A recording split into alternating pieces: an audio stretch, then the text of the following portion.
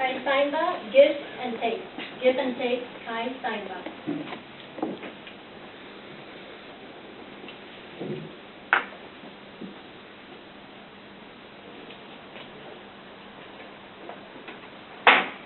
Marriage is an eternal give and take. You better give it all to her, or she take it anyway. Madam Contest Chair, my fellow Toastmasters, and distinguished guests, this is what I found as a quote on give and take. Because that's what I want to talk about tonight. I'd like to take you on a journey through 3 tiny situations where we compare the giving with the taking. Ready for that? So my first situation will be, what can you give? What could you possibly give? Of course, a present. So I just happen to have here this beautiful present, and it's for Marie. So if you just open this up and you say, wow, Kai, a green chart, it really fits nicely in my jacket. How did you know? I love it. It looks so beautiful. She obviously is happy to receive what I have given her. So there, the receiving part is a very pleasant surprise and a nice experience that you go through. Normally, most presents are. Maybe not those from the mothers-in-law, but most presents. And actually, the giving part is really hard. Or who of you find it very easy to find presents for other people? I don't. It takes me ages. I go through the shopping mall and I can't decide. I don't even seem to recognize colors anymore, and it's hard. It's difficult. Receiving, nice. So let's think of something else that you can give and then you can take.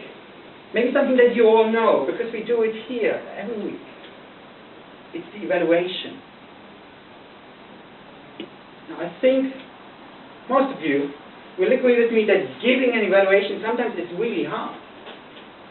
You don't want to criticize too much. You want to actually encourage the person that was here in the Toastmaster Club giving a speech. But at the same time, you want to find something that really helps this person to become a better speaker. Right? So again, the giving part is hard, but then as a person that just did a speech, and usually you think, oh, that was a crap speech, and someone comes up and points out all the good things that you did, it's also nice to receive a good evaluation like we do them here in Toastmasters. Typically, sandwiched, something good, something to improve, something good.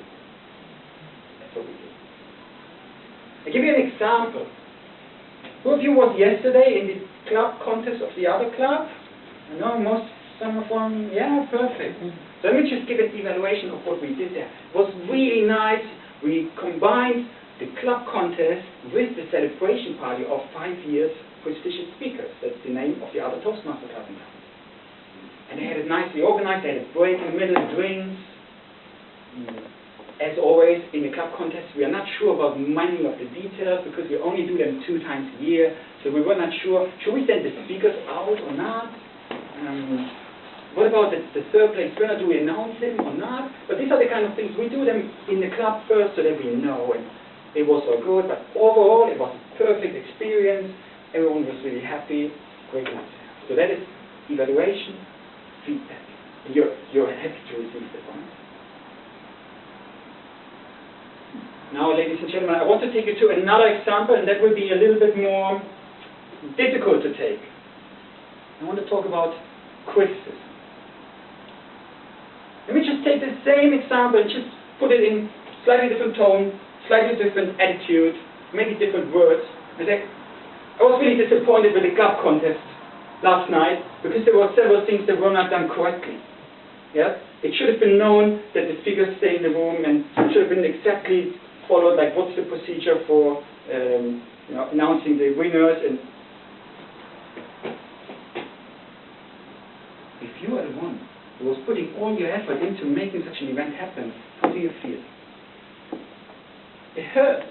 I actually sometimes feel itchy like this when I get just an evaluation. I want to jump up and say, well, but I meant it differently, or yes, I wanted to say that, but I forgot, or something like this. Do you sometimes feel like this when you just get a very positive evaluation? Yes, of course. And with criticism, it's even worse. usually whatever critique I receive, most of them these days, they come by email. Bad. Whatever I get, I turn red. I usually have to concentrate on breathing, and I really could, if this person that is criticizing my work would be here, wouldn't have a good time. This is what criticism does to us.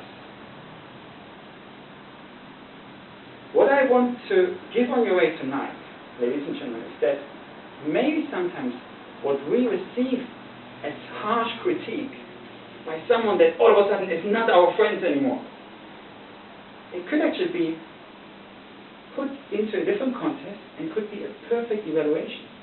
Something that wants to encourage us to do it better next time. Something that wants to help us to grow, to learn from mistakes like we do in Toastmasters every week.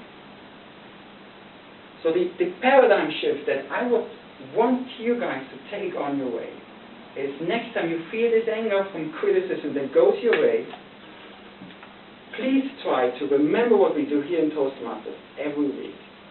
Please think of an evaluation that wants to improve what you do on a day-to-day life. Please think of someone that really cares about you and wants to help you. And then you can actually take this back into everyday life, whatever it is, your job, your family, and your relationship.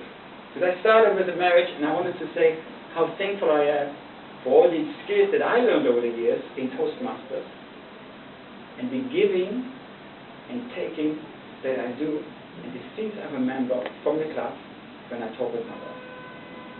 Believe me, I receive lots of criticism, especially in the car. Drive too fast, go too close to the others, what about this indicator? And I realized, I don't need to get angry about this, even though I'm the one driving and she's the one criticizing. No. She means to help me to become a better driver. And if I just take the criticism differently, that's my own simple choice, and it's really not a secret to do that, then I will change my own mood, and the world will be a little